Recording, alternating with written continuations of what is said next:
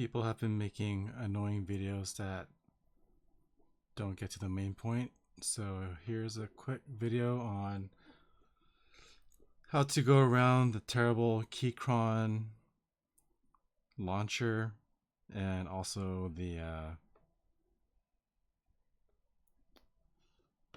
anyway, you don't need it. You don't need that. You don't need VIA.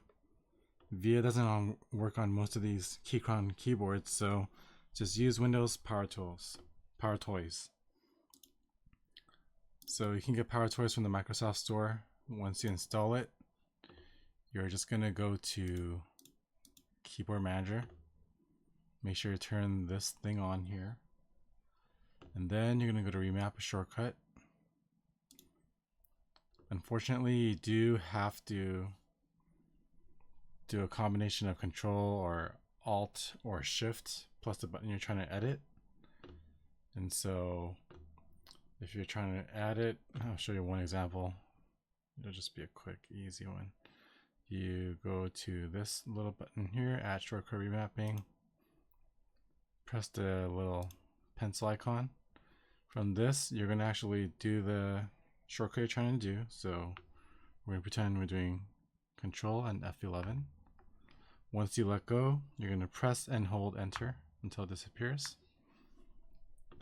And then for action over here, go to Run Program.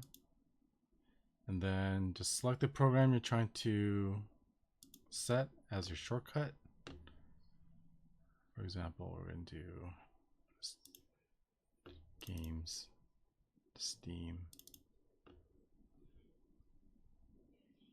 and Steam. And then hit OK. That's all you got to do. Now when you do Control F11,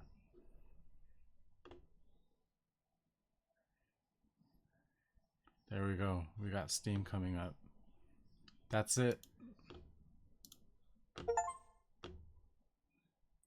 You're welcome in advance. This is on Windows 11. Have a good day. Bye.